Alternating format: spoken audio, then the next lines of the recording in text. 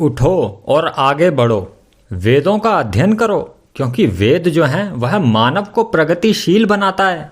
और वेदों की तो चेतावनी है। वेद तो हमेशा कहता है कि हे पुरुष, अपनी वर्तमान स्थिति से ऊपर उठ, अपनी वर्तमान अवस्था से ऊपर उठ जा। तू अपनी वर्तमान की स्थिति से नीचे मत गिर, ऊपर उठ। और अगर मृत्यु भी तेरे मार्ग में आए तो उसको भी तू नजरअंदाज कर दे।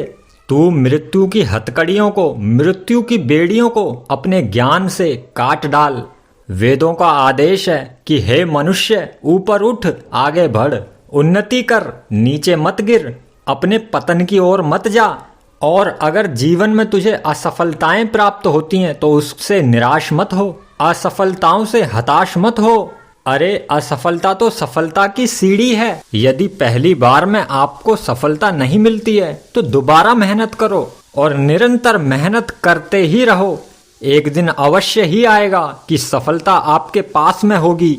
अभी कुछ दिन पहले एक खबर सुनी। उस खबर में था कि एक व्यक्ति ने हथौड़े और छेनी से पूरे के पूरे विशाल पहाड़ को काट दिया। क्या कोई सामान्य मनुष्य इतनी बड़ी सफलता को प्राप्त कर सकता है? लोगों से थोड़ी दूरी नहीं चला जाता पैदल। व्यक्ति लोग इतने असहाय हो चुके हैं कि थोड़ी दूर पैदल भी नहीं चलते। वाहनों का इंतजार करते हैं कि कोई वाहन आ जाएगा, उसमें बैठ के जाएंगे। तू हिम्मत मत हार, तू मेहनत कर, सफलता तुझे अवश्य ही प्राप्त होगी। किसी कवि ने क्या खूब कहा है, जब तक ना पूरा कार्य हो उत्साह से करते रहो, पीछे ना हटिए एक तिल भी, आगे सदा बढ़ते रहो। अपने अंदर धैर्य की भावना रखो और साहसी बनो, डरपोक मत बनो। अगर मार्ग पे चलते हुए विपत्तियां आए, बाधाएं आए, विघ्न आए, संकट आए तो उन्हें आने दो। अपने हृदय के अंदर हमेशा धैर्य बना के रखो। और अगर आपने धैर्य रूपी गुण को अपने जीवन में ढाल लिया तो संकट तो रहेंगे ही नहीं, संकट नष्ट हो जाएंगे। संकट जैसी स्थिति आपके जीवन में टिक नहीं पाएगी। और अगर आपके अंदर धैर्य उत्पन्न हो गया, फिर संसार की कोई भी शक्ति तुम्हें रोक नहीं पाएगी। आप सफलता अवश्य ही हासिल करोगे। अरे बाधाएं कब बांध सकी है आगे बढ़ने वालों को, विपदाएं कब रोक सकी है मरकर जीने वालों को। इसलिए वीरता और धीरता और गंभीरता के साथ अपने पथ पर आगे बढ़ते चलो। और फिर आपको परेशान होने की क्या आवश्यकता है, जबकि प्रभु का हाथ आपके सर के ऊपर है। आपके सर के ऊपर प्रभु का हाथ है तो निराशा आप क्यों अपने मन के अंदर पैदा करते हो? सब कुछ छोड़ दो प्रभु के हाथ, बस आप अपने मार्ग पर आगे बढ़ते रहो। अरे पवित्र आत्माओं, यदि आपत्तियां और विपत्तियां जीवन में ना हो तो आप अपने जीवन का निर्माण कैसे करोगे? अरे सोच के देखो, अगर व्यक्ति को घर में बैठे बैठे ही सारी आवश्यकताएं उसकी पूरी हो जाएं तो वह बाहर क्यों जाए? अगर व्यक्ति के पास में एक ऐसी शक्ति आ जाए कि वह हाथ घुमाकर अन्न को पैदा कर दे तो फिर वो मेहनत करके अन्न को क्यों कमाए? ये आपत्तियां विपत्तियां जो होती हैं यही जीवन निर्माण करने में भागीदार बनती हैं। और अगर आपके रास्ते में आपत्तियां और विपत्तियां आए तो समझ लेना कि आप सही मार्ग पे चल रहे हो। इसलिए आज से यह बात जान लो कि आपत्तियां जो होती हैं वह आपकी मित्र हैं, क्योंकि जीवन के विकास के लिए आपत्तियां होना बहुत आवश्यक हैं। विघ्न ना हो तो व्यक्ति कभी सोचता भी नहीं है किसी के बारे में। क्योंकि अगर व्यक्ति के घर के अंदर अगर सांप ना घुसा हुआ हो तो व्यक्ति क्यों डरेगा? और अगर व्यक्ति के घर में सांप घुस जाए तो व्यक्ति सतर्क हो जाएगा और उस सांप को बाहर निकालने का प्रयास निरंतर करेगा।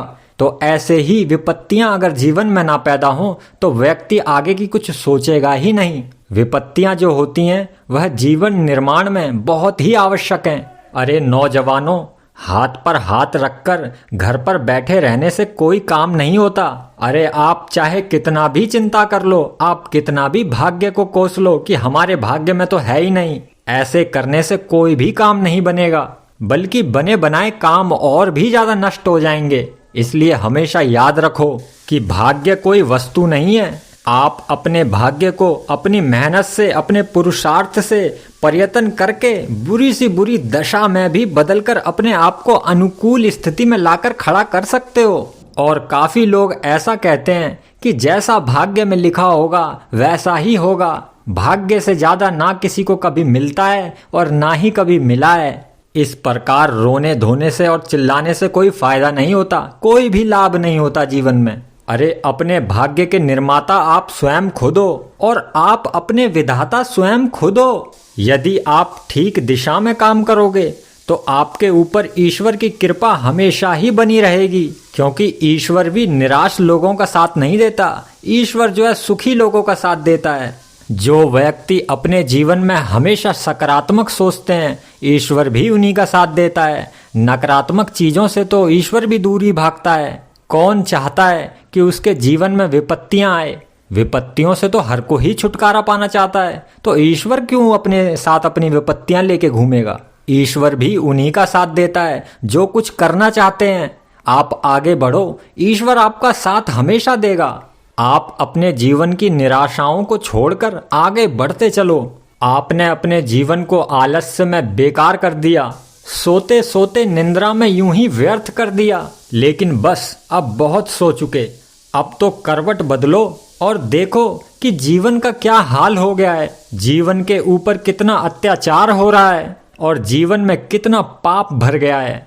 और अगर यही अवस्था बनी रही तो पतन होने में समय नहीं लगेगा, क्योंकि दूसरे अन्यायी लोग और अत्याचारी लोग तुम्हें जीने नहीं देंगे। क्योंकि अत्याचारी लोग बस इसी मौके की तलाश में हैं कि किसी को लूट लिया जाए, किसी को निगल लिया जाए। लेकिन अब उठो और ईश्वर को देखो। ईश्वर तुम्हारे पास ही मौजूद है, वह हमेशा तुम्हारे साथ है। इसलिए आगे बढ़ो और विजय को प्राप्त करो, क्योंकि सच्चे वीर जो होते हैं वो विघ्न बाधाओं से घबराते नहीं हैं, बल्कि उनका डटकर सामना करते हैं।